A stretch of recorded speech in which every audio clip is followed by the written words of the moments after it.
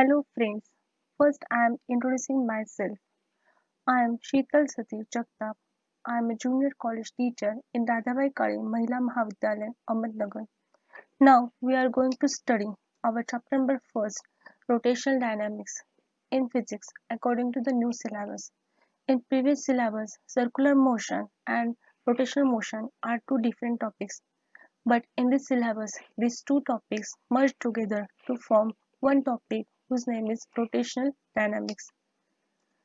Now, let us start our discussion. In rotational dynamics, there are two parts. First part is a circular motion and second part is a rotational motion. First, we have to explain the circular motion. In the circular motion, first point is important terms related to the circular motion.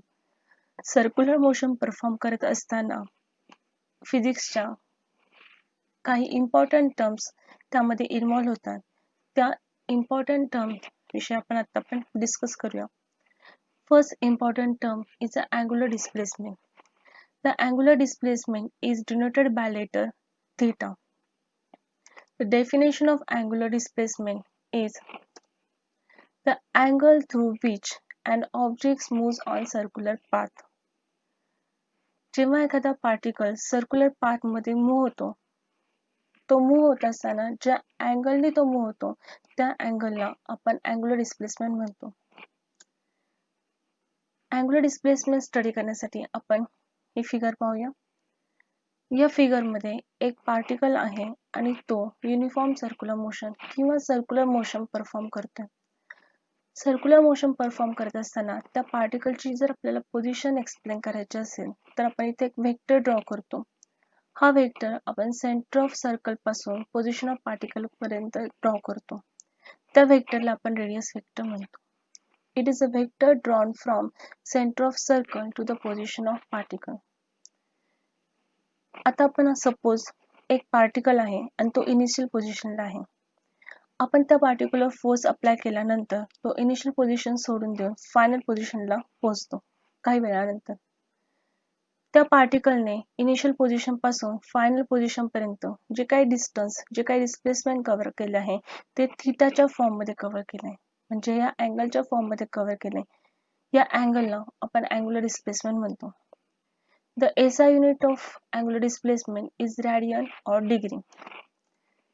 The second important term in circular motion is angular velocity.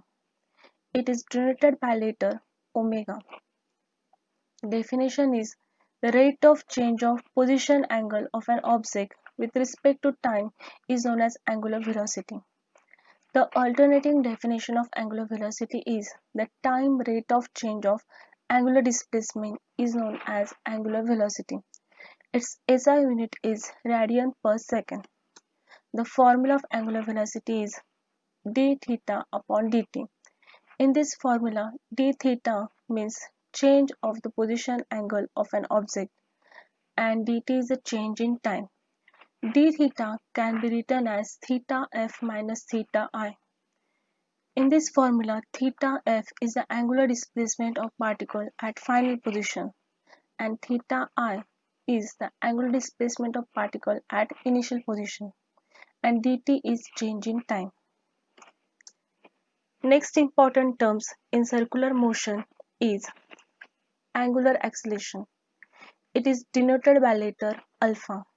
The definition is it is the time rate of change of angular velocity. The SI unit of angular acceleration is radial per second square and the formula for angular acceleration is alpha is equal to d omega by dt. In this formula, d omega is the change in velocity, that means change in angular velocity, and dt is a change in time. D omega can be written as omega f minus omega I. Omega f is the angular velocity of particle at final position and omega I is the angular velocity of particle at initial position. In this slide, the angular velocity and angular acceleration, these two quantities are vector quantity. The vector quantity is the quantity which can be described by magnitude as well as direction. Angular velocity and angular acceleration ह्या दोघांचेही magnitude आपण त्यांच्या फॉर्म्युल्यावरून find out करू शकतो. पण angular velocity and angular ॲक्सलेशन ह्या direction direction दाखवण्यासाठी आपल्याला एक रूल वापरायचा आहे. त्या रूलला आपण राईट हँड थंब रूल म्हणतो. The direction of omega is always along the axis of rotation and it is given by right hand thumb rule. To know the direction of omega and alpha, आपल्याला जर omega म्हणजे angular velocity आणि alpha म्हणजे angular ॲक्सलेशन ह्या दोघांचेही direction दाखवायचे असेल तर आपल्याला राईट हँड थंब रूलचा वापर करायचा आहे. According to this rule, curl the fingers of right hand along the sense of rotation. आपल्या उजव्या हाताचे जे फिंगर्स आहे ते सेन्स ऑफ रोटेशनच्या फॉर्ममध्ये कर्ल करायचे अँड थंब आउटस्टेच आणि उजव्या हाताचा अंगठा हा ॲक्सिसच्या अलॉंग स्ट्रेच करायचा.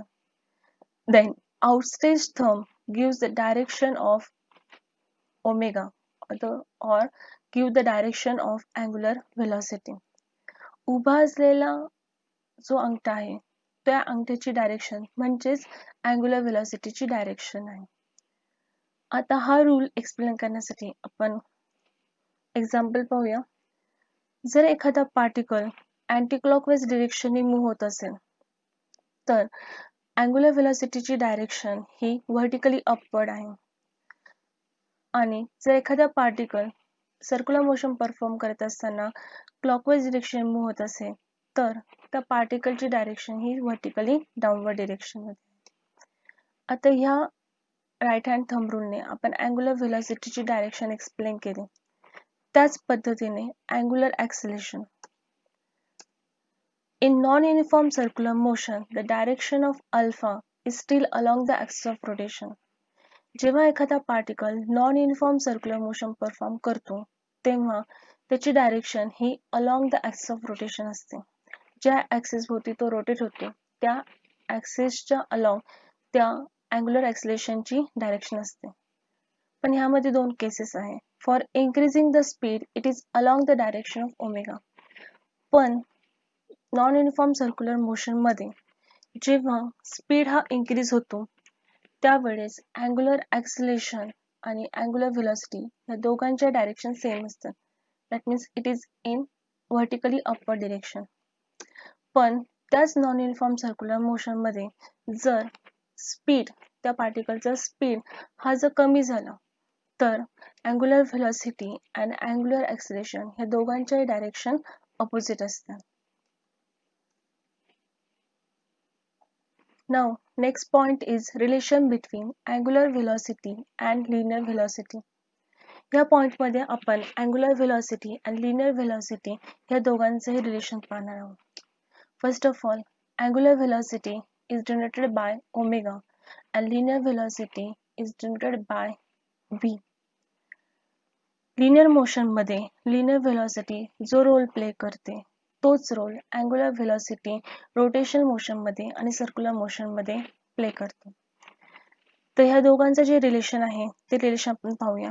In this relation in vector form v bar is equal to omega bar cross r bar and in magnitude form v is equal to omega dot r. In this relation, v means linear velocity, omega means angular velocity, and r is the radius of circle. In short, we can say that the linear velocity is a product of angular velocity and radius of circle. It is the most important relation in circular motion. The next important relation is angular velocity and acceleration. The angular velocity is denoted by letter omega and the acceleration is denoted by letter a. The relation in vector form is a bar is equal to minus omega square r. In this relation, a bar is a linear acceleration and omega is the angular velocity and r is the radius of circle. In magnitude form, it can be written as a is equal to omega square r. It is the first form of the relation between angular velocity and angular and only acceleration. Second form explain करण्यासाठी आपलं main equation आहे A is equal to omega square R. In this equation, the value of omega square is given by this equation. In this equation, V is equal to omega R.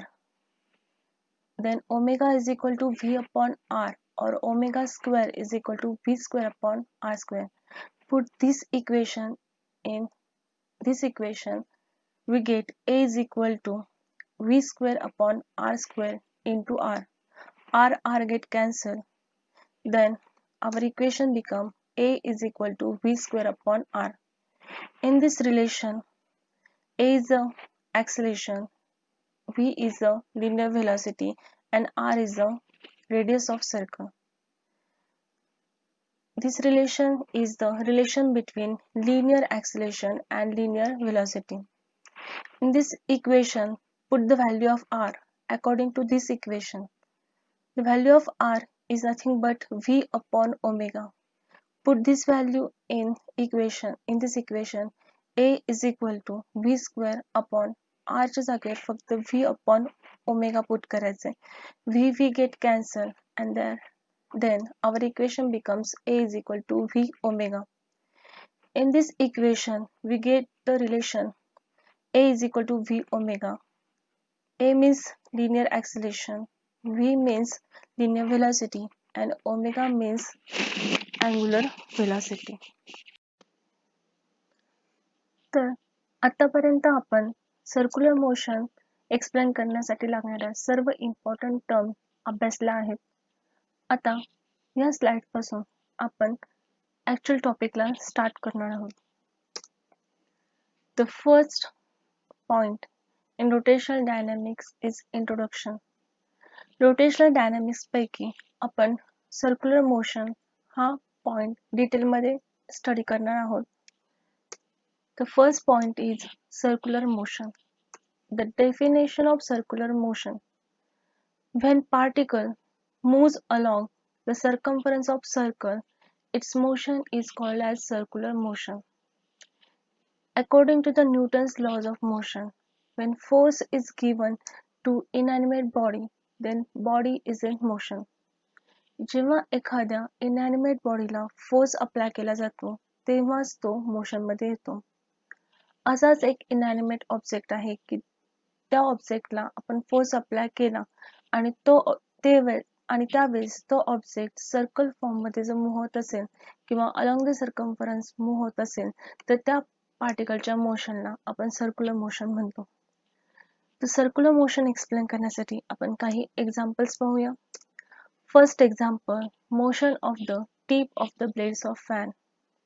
या example मध्ये जेव्हा आपण fan on करतो तेव्हा फॅनचे जे पाते आहे ते सर्कल फॉर्म मध्ये मूव्ह होतात.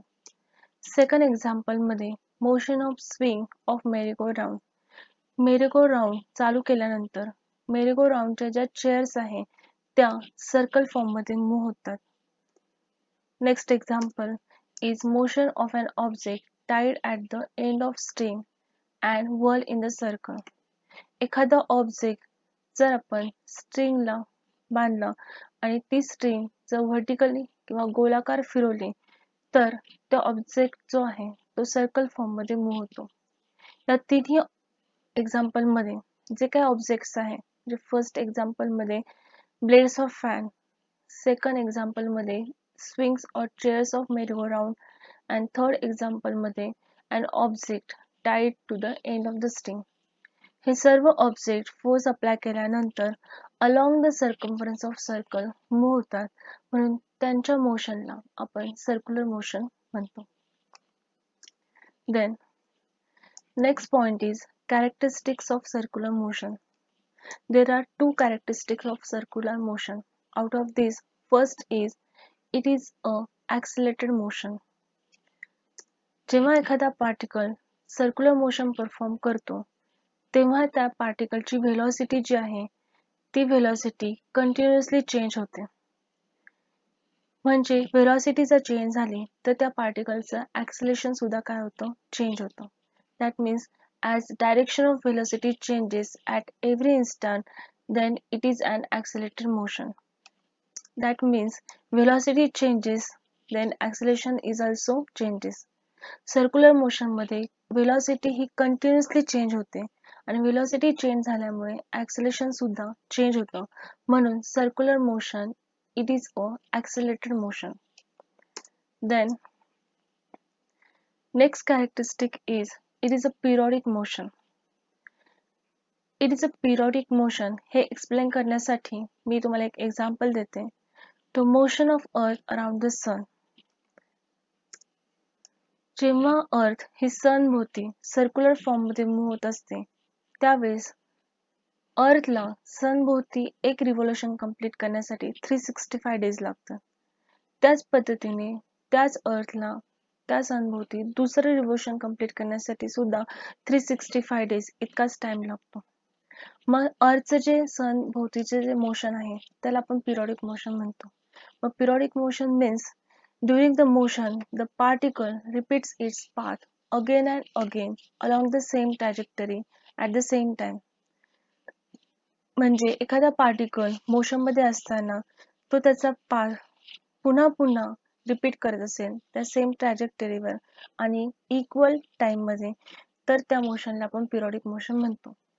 तर सर्क्युलर मोशन मध्ये म्हणजे आत्ताच आपण एक्झाम्पल पाहिलं की अर्थला सन भोवती रिव्हॉल्व व्हायला 365 डेज लागतात आणि सेकंड रिव्होल्यूशन कंप्लीट करण्यासाठी सुद्धा 365 डे लागतात. याचाच अर्थ असा आहे की सर्क्युलर मोशन परफॉर्म करत असताना अर्थ ही तिचा पाथ हा पुन्हा पुन्हा रिपीट करते आणि ट्रॅजेक्टरी सेम असते प्रत्येक वेळेस आणि तो पाथ कंप्लीट करण्यासाठी लागणारा टाइम पण अर्थचा सेम आहे. म्हणजे सर्क्युलर मोशन हे पिरियडिक मोशन आहे. Now, next point is types of circular motion. There are two types of circular motion, uniform circular motion and non-uniform circular motion. या स्लाइडमध्ये आपण टाइप्स ऑफ सर्क्युलर मोशन डिफरेन्शिएशनच्या फॉर्ममध्ये study करणार आहोत. Then first is a uniform circular motion and second one is a non-uniform circular motion. The first difference point is during the circular motion, if the speed of particle remain constant, then it is called as uniform circular motion. जर एखादा particle circular motion perform करत असेल आणि त्यावेळेस त्या पार्टिकलचा speed हा throughout constant असेल तर त्या मोशनला आपण युनिफॉर्म सर्क्युलर मोशन म्हणतो. त्याच पद्धतीने नॉन युनिफॉर्म सर्क्युलर मोशन मध्ये first point during the circular motion speed of particle increasing or decreasing for some time, however their directions are always tangential to their circular trajectory during this time, then it is a non-uniform circular motion. म्हणजे एखादा particle जेव्हा circular motion perform करतोय आणि circular motion perform करत असताना त्या पार्टिकलची velocity म्हणजेच त्या पार्टिकलचं स्पीड जो आहे हा कंटिन्युअसली इन्क्रीज किंवा डिक्रीज होत असेल एका पर्टिक्युलर वेळाकरता आणि त्या पार्टिकलची डायरेक्शन ही ऑलवेज त्या सर्क्युलर ट्रॅजेक्टरीच्या टॅन्जेन्शियल असेल तर त्या टाईपच्या मोशनला आपण नॉन युनिफॉर्म सर्क्युलर मोशन म्हणतो. The basic difference between uniform circular motion and non uniform circular motion is the in uniform circular motion, the magnitude of velocity, that means speed, is constant. But in non-uniform circular motion, the magnitude as well as direction of velocity is changes. The example of uniform circular motion is the motion of Earth around the Sun. या example मध्ये अर्थ हा सन भोवती revolve होते आणि revolve होत असताना अर्थचा speed throughout trajectory same राहतोय. म्हणून हे जे एक्झाम्पल आहे हे युनिफॉर्म सर्क्युलर मोशनचे एक्झाम्पल आहे. त्याच पद्धतीने नॉन युनिफॉर्म सर्क्युलर मोशनचे एक्झाम्पल आहे the motion of bucket full of water in vertical circular motion. या एक्झाम्पल मध्ये आपण एक बादली घेतली आणि त्याच्यामध्ये पाणी पूर्ण भरले आणि आपण ते गोलाकार व्हर्टिकली सर्क्युलर मोशन मध्ये रिव्हॉल्व करतोय. त्यावेळेस त्या बादलीचा स्पीड जो आहे तो प्रत्येक पॉइंटला चेंज होतोय. म्हणजेच हे जे एक्झाम्पल आहे हे एक्झाम्पल नॉन युनिफॉर्म सर्क्युलर मोशनचं. Then next differentiation point in uniform circular motion is linear speed, and angular velocity remains constant in uniform circular motion. And in non-uniform circular motion, the linear speed, and angular velocities are variable.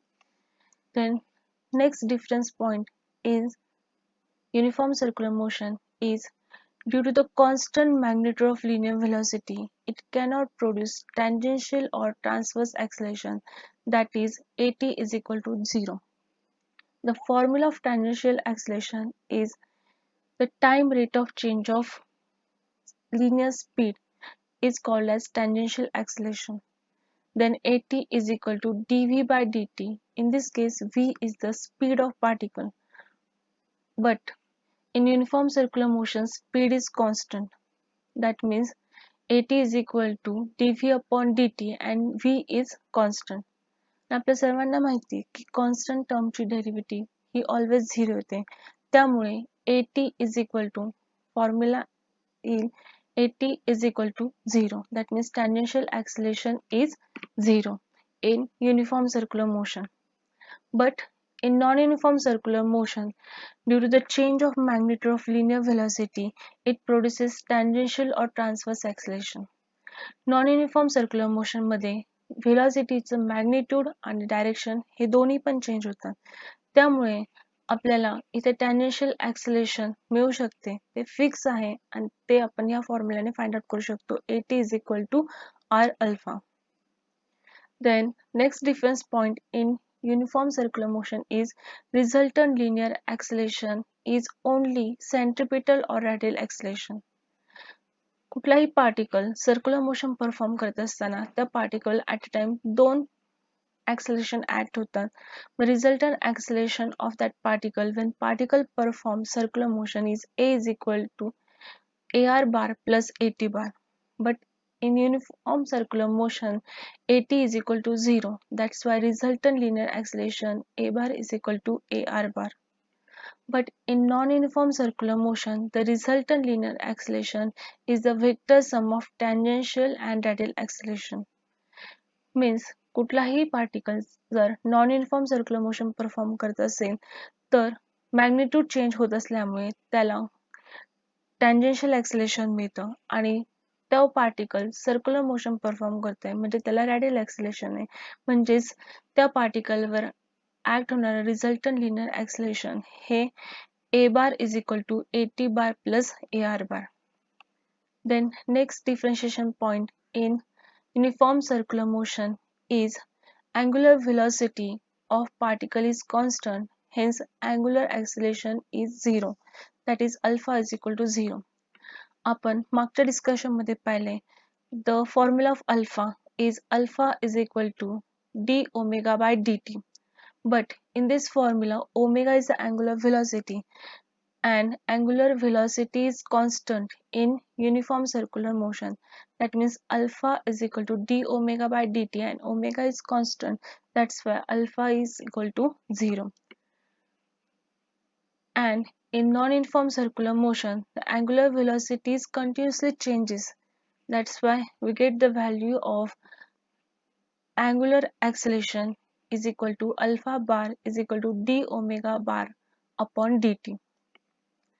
Then last differentiation point in uniform circular motion is it is a periodic motion, and non-uniform circular motion is it is a non-periodic motion. The formula of periodic time is t is equal to t 2 pi upon omega. But in this formula, omega is the angular velocity, but angular velocity is constant in uniform circular motion. That means t is equal to constant. The periodic time constant असेल, period जर constant असेल तर त्या मोशनला आपण periodic motion म्हणतो. म्हणजेच uniform circular motion हे periodic motion आहे. तसंच नॉन युनिफॉर्म सर्क्युलर मोशन मध्ये t is equal to 2 pi upon omega. Omega is variable, means omega constant नाहीये. 2 pi constant आहे पण omega constant नाहीये. It is a variable quantity in non-uniform circular motion. That's why the period of the particle is not constant. That means it is a non-periodic motion. Now we have to discuss next point, kinematics of rotational dynamics. In this point, we have to discuss two physical quantity. First is period, capital T. The definition of period T is the time taken by particle to complete one revolution is called period. जेव्हा एखादा particle एक revolution complete करतो त्यावेळेस त्याला लागणारा जो time आहे तो टाइम म्हणजे period capital T. The formula off period is linear displacement upon linear velocity. आता इथे आपण अज्युम करूया की आपला पार्टिकल सर्क्युलर मोशन परफॉर्म करतोय म्हणजे एक रिव्होल्यूशन त्याने कंप्लीट केलं तर त्याने किती डिस्टन्स कव्हर केलं तर सर्कम्फरन्स ऑफ सर्कल इतकं डिस्टन्स त्याने कव्हर केलं. त्यामुळे आपला formula period is equal to linear displacement ऐवजी आपण सर्कम्फरन्स ऑफ सर्कलचा फॉर्म्युला लिहूया 2πr आणि लिनियर व्हेलॉसिटीच्या ठिकाणी आपण v लिहूया. म्हणजे आपल्याला पहिला फॉर्म्युला मिळेल t is equal to 2πr upon v. तसंच आपण जर v is equal to R omega put केलं तर आपल्याला दुसरा फॉर्म्युला मिळेल t is equal to 2π upon omega. Next important term is frequency denoted by letter n. The definition is number of revolution performed by particle in 1 second is called as the frequency. जर एखादा particle circular motion perform करत असेल तर त्याने एका सेकंदामध्ये किती revolution complete केले त्या नंबर ऑफ रिव्होल्यूशनला आपण फ्रिक्वेन्सी म्हणतो. The frequency is equal to 1 upon period, that means reciprocal of periodic time. आपल्याकडे पिरियडचा फॉर्म्युला आहे 2πr upon v and 2π upon omega.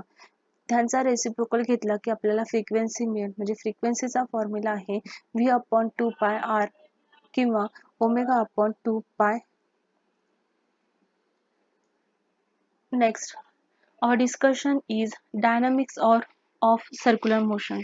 The physical quantity which are responsible for the circular motion is called as the dynamics. In dynamics, we have to discuss the first physical quantity, centripetal force. The definition of centripetal force is the force which is acting on a particle performing UCM towards the center of circle and along the radius is called centripetal force. जर एखादा particle uniform circular motion perform करत असेल त्यावेळेस त्या पार्टिकलवर act होणारा जो force आहे तो along the radius and towards the centre असेल तर त्या टाईपच्या फोर्सला आपण सेंट्रिपिटल फोर्स म्हणतो. SI unit of centripetal force is Newton and the dimension is m raised to 1, l raised to 1 and t raised to minus 1. The formula for centripetal force is mass into centripetal acceleration. The general formula for force is mass into acceleration. पण जेव्हा एखाद्या बॉडीवर आपण linear ॲक्सिलेशन introduce करतो किंवा linear ॲक्सिलेशन देतो त्यावेळेस ती body linear मोशनमध्ये move होते. पण इथे आपली जी बॉडी आहे ती युनिफॉर्म सर्क्युलर मोशन परफॉर्म करते म्हणून इथे ॲक्सिलेशनच्या ऐवजी आपण सेंट्रिपिटल ॲक्सिलेशन म्हणायचं. म्हणून सेंट्रिपिटल फोर्सचा फॉर्म्युला आहे mass into centripetal acceleration. We have to put the value. Mass is m and centripetal acceleration is minus r omega square. Then we get the formula centripetal force is equal to minus mr omega square. या फॉर्म्युल्यामध्ये जर आपण ओमेगाच्या ठिकाणी v upon r put केलं according to the equation v is equal to r omega तर आपल्याला एक दुसरं इक्वेशन मिळते. ते इक्वेशन आहे minus M V square upon R. याचाच अर्थ असा आहे की सेंट्रिपिटल फोर्समध्ये आपल्याला दोन फॉर्म्युले मिळतात. पहिल्या फॉर्म्युल्यामध्ये mass of the particle, radius of circle आणि अँग्युलर व्हेलॉसिटी इन्व्हॉल्व आहेत आणि दुसऱ्या फॉर्म्युल्यामध्ये mass of the particle, radius of circle and linear velocity of particle involved आहेत. The important discussion about the centripetal force is centripetal force and radius vectors are antiparallel to each other.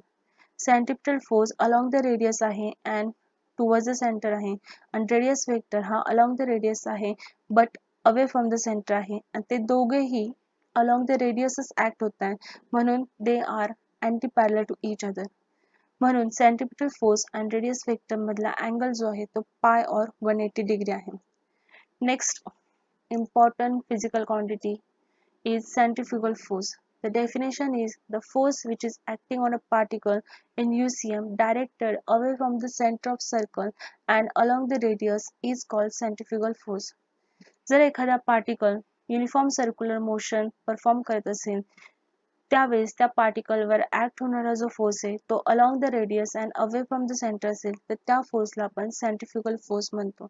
The SI unit of centrifugal force is Newton and the dimension is m⁻1, l⁻1 and t⁻⁻1. The formula for centrifugal force is mr omega square or mv square r. The important discussion about the centrifugal force is centrifugal force and position vector have a same direction. According to the definition of centrifugal force, it is along the radius and away from the center. And position vector is also along the radius and away from the center. Centrifugal force and position vector हे along the रेडियसच act होतात म्हणून त्या दोघांची direction same आहे म्हणून ते एकमेकांना parallel आहेत. That's why the angle between centrifugal force and position vector is 0 degree. In this point, we have to differentiate the centripetal force and centrifugal force.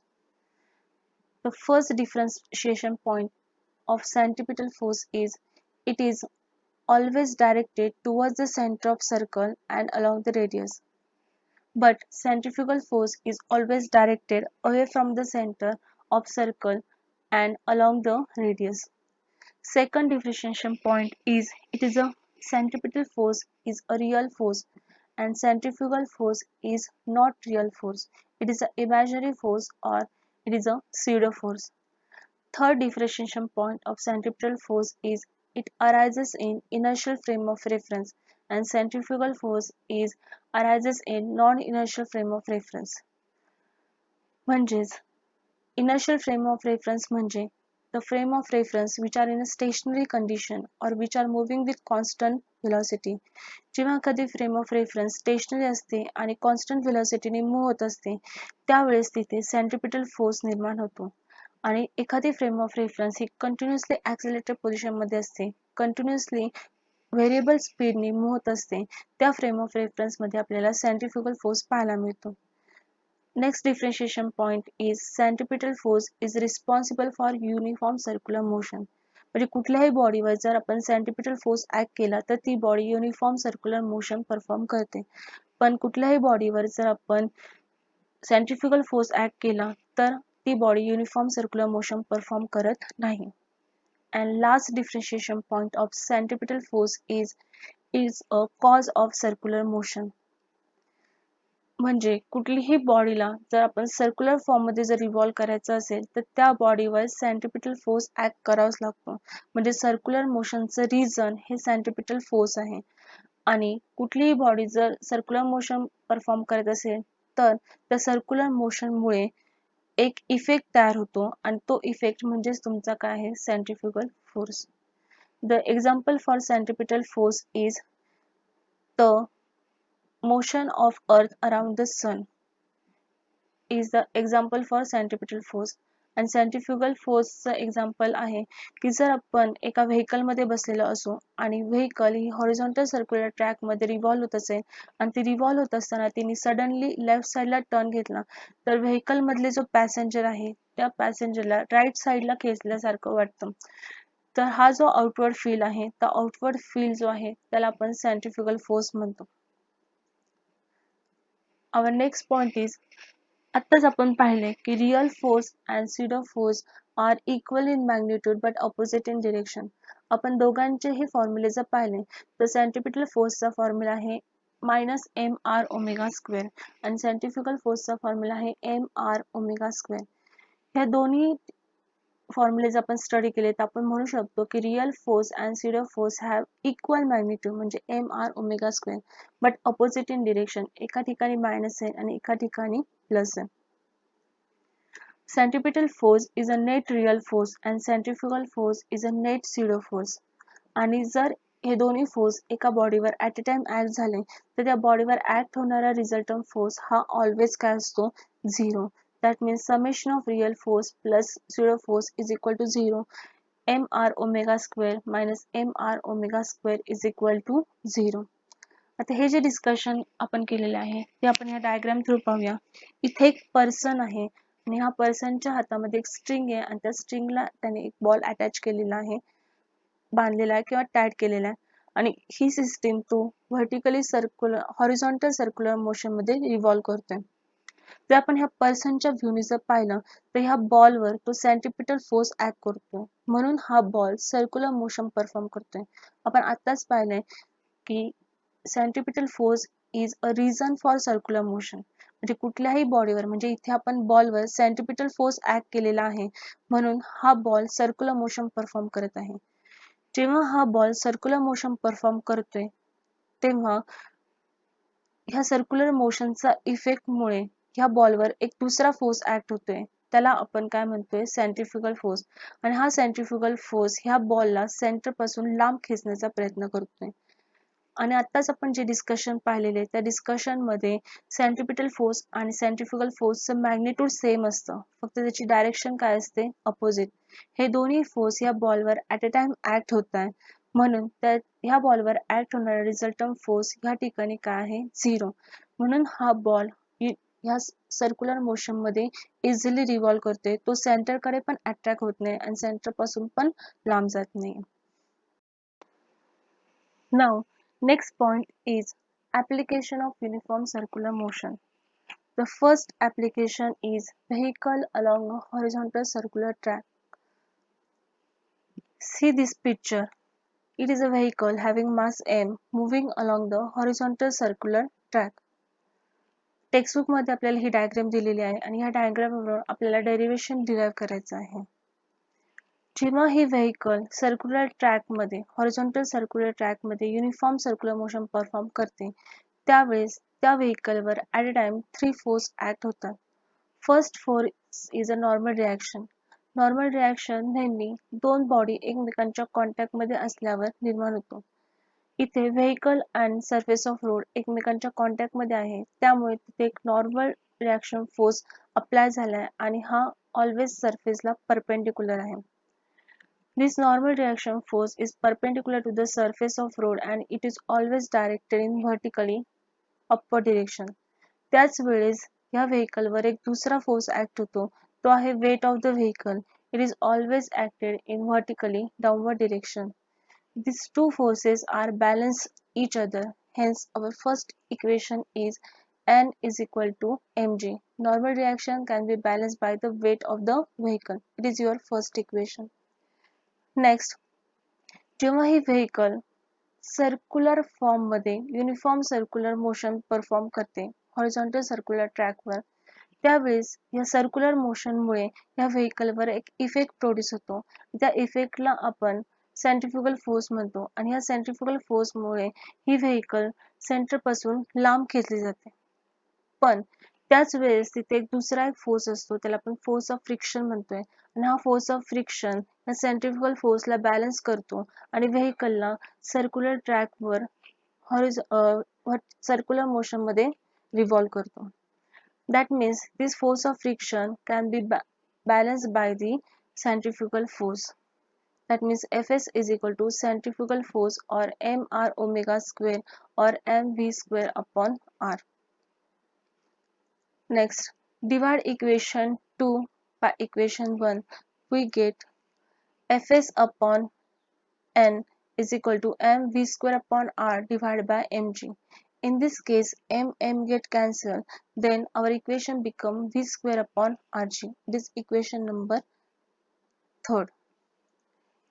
Now, we already know from the definition of force of static friction, Fs is directly proportional to the normal reaction. या केसमध्ये जर आपल्याला directly proportional sign घालवायचं असेल आणि equal to sign द्यायचं असेल तर आपल्याला राईट हँड साईडला एक कॉन्स्टंट मल्टिप्लाय करायला लागतो. या केसमध्ये आपण कॉन्स्टंट म्यूएस अप्लाय केलेला आहे. Mu s is the coefficient of static friction. Then our equation becomes Fs is equal to mu s into n. Then the formula for mu s is equal to Fs upon n. Fs max, that means force of static friction maximum. Put this value in equation 3. We get Fs upon n च्या ठिकाणी फक्त mu s put करायचं आहे आणि right hand साईडच्या term जशा आहे तशाच ठेवायच्या. Then our equation become mu s is equal to v square upon rg. Then cross multiply the term. We get the equation v square is equal to mu s rg. Taking square root of this equation, we get the v is equal to square root of mu s rg. This is the speed of vehicle when it is moving along the horizontal track. In this formula, v is the safe speed of the vehicle when vehicle is along a horizontal circular track. Mu(s) is the coefficient of static friction, r is the radius of curvature of horizontal circular track, and g is the acceleration due to gravity. Our next application is well or wall of death. त्यालाच आपण मौत का कुवा असे म्हणतो. आपण सर्वांनी circus मध्ये हा मौत का कुवा पाहिलेला आहे. See this picture. This is a whale and this motorcyclist is perform a circular motion in horizontal circular track. या केसमध्ये हा जो मोटरसायकलिस्ट आहे हा या वेल मध्ये खाली स्लिप होत नाहीये.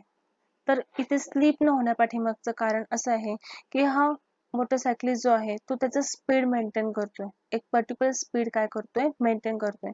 त्यामुळे इथे हा मोटरसायकलिस्ट स्लिप न होता तो हॉरिझॉन्टल सर्क्युलर ट्रॅक मध्ये सर्क्युलर मोशन परफॉर्म करतोय. नाव आपण टेक्स्टबुक मधली डायग्राम पाहूया. This is also a cylindrical well and our motorcyclist is at this position and perform the circular motion, horizontal circular motion along this horizontal circular track. When motorcyclist is at this position, then there are three forces acting on the motorcyclist. First force is a normal reaction which is always perpendicular to the surface of wall. Second force is the weight of the vehicle which is always directed vertically downward direction. And the third force of friction which is between the tires of motorcyclist and the wall of the wheel. This force of friction must be balanced by the weight of the motorcyclist. That means this force of friction prevents the downward slipping, so the magnitude is equal to mg. इथे हा जो force of friction आहे तो त्या मोटरसायकलिस्टच्या वेटला balance करतोय किंवा तो equal असतोय किंवा त्याच्यापेक्षा जास्त असतोय. ह्याच रिझनमुळे हा जो मोटरसायकलिस्ट जेव्हा हॉरिझॉन्टल सर्क्युलर ट्रॅक मध्ये सर्क्युलर मोशन परफॉर्म करतो त्यावेळेस त्याचं फोर्स ऑफ फ्रिक्शन हे त्याच्या वेट पेक्षा जास्त असतं किंवा इक्वल असतं. म्हणून हा मोटरसायकलिस्ट स्लिप होत नाही ह्या वेल मध्ये. It is a main condition in well or wall of death. त्यामुळे आपण इक्वेशन लिहूया की force of friction is balanced by the weight of the motorcyclist. Fs is equal to mg. Equation first. जेव्हा हा motorcyclist horizontal circular track मध्ये circular motion perform करतोय, due to the circular motion of the motorcyclist there is an effect produced on motorcyclist. आणि हा जो effect आहे या इफेक्टला आपण म्हटले सेंट्रिफ्युगल फोर्स. आणि हा सेंट्रिफ्युगल फोर्स मोटरसायकलिस्टला सेंटर पासून दूर खेचण्याचा प्रयत्न करतो. पण त्याच वेळेस इथे अजून एक फोर्स आहे normal force, normal reaction force. हा नॉर्मल रिॲक्शन फोर्स त्या सेंट्रिफ्युगल फोर्सला बॅलन्स करतो आणि मोटरसायकल इझिली सर्क्युलर ट्रॅक मध्ये रिव्हॉल्व होऊ शकतो.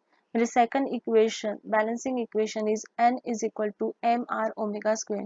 Normal reaction can be balanced by the magnitude of centrifugal force. Now, another form is n is equal to mv square upon r.